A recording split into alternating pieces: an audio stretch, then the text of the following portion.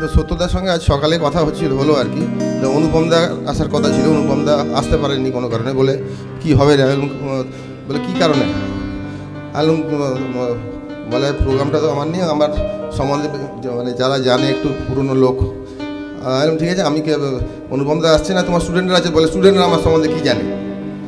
তো আলুম ঠিক আছে, আমি যা হোক কিছু বলে দেবো এখন। তো তারপর দেখলাম যে যারা যারা বললেন না, মানে আমার থেকে তারা অনেক বেশি জানেন। তো আমি আর ওই অত কথাই যাব না, আর সময়ও হয়ে আসছে আমাদের, আর 4-5 জন আছে আর কি। আমি কর্তৃপক্ষের তরফ থেকেই বললাম। তো সবাইকে অনুরোধ করবো যে প্রোগ্রামটা শেষ পর্যন্ত শুনে যাবেন। আর সত্যদার সঙ্গে আলাপ বলতে, অসিতের সঙ্গে যেদিনে আলাপ আমার সঙ্গে, ওই দিনে নয়, ওই বছরে আর কি, 1995 সালে মিলন গুপ্ত মারা যাওয়ার পর। তো এই দু একটা ছোট্ট ঘটনা জাস্ট বলে দিচ্ছি আর কি, 1 মিনিটের মধ্যেই বলবো, 1 থেকে 1.5 মিনিট। মানে কম্পিটিশান হতো আর কি, তখন প্রথম চালু হলো আর কি, মিলন গুপ্ত মেমোরিয়াল ট্রফি চালু করেছিল কলকাতা নয়, ইন্ডিয়ান হারমোনিক অ্যাসোসিয়েশন। তো আমরা কম্পিটিশানে গেছিলাম, যে যার মতো বাইরে থেকে খাচ্ছি, দেখছি যে কম্পিটিশান যারা অ্যারেঞ্জ করছে, জাজেরা সব একটা ঘরে ঢুকে যাচ্ছে, সব ভালো ভালো খাবার আসছে, যেন কী হচ্ছে রে বাবা এগুলো। তো ওদের জন্য আলাদা খাবার আসতো তখন, তোমরা আলাদা নিয়ে খেতে, আমরা বাইরে কোথায় রুটি খাচ্ছি, যে খাচ্ছি, এই মনে আছে দিনের পর দিন এগুলো চলেছে তোমাদের।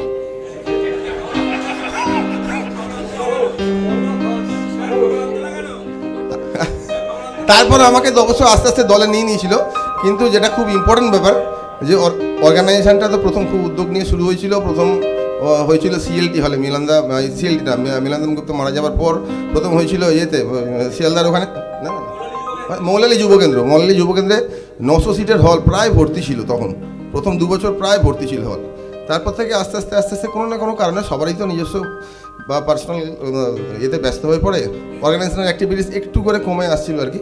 ওই সময় কিন্তু দুজন খুব ইম্পর্টেন্ট, যারা কলকাতায় থাকতেন, অনুপম দা বাইরে থাকেন অবশ্যই, কিন্তু ভাস্করদার নাম না করলেই নয়, ভাস্কর চৌধুরী আমাদের থেকে সিনিয়র, এবং সত্যদা, এরা দুজন কিন্তু অর্গানাইজেশনটাকে মানে আঁকড়ে ধরে রেখেছিলেন আর কি।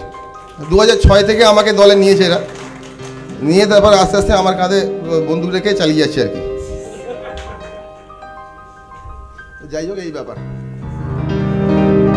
আসলে বন্দুকের একটা ওজন আছে, তো তার জন্য একটা ভালো জায়গা আছে, নরম বা পলকা জায়গা হলে ভেঙে যাবে। দেখলাম মুরগি, ভালো একটা মুরগি আছে, ওর ঘরে চাপিয়ে দিলাম, বা ঠিক টেনে নিয়ে যাচ্ছে। এখন আমাদেরও কর্তা। Thank you.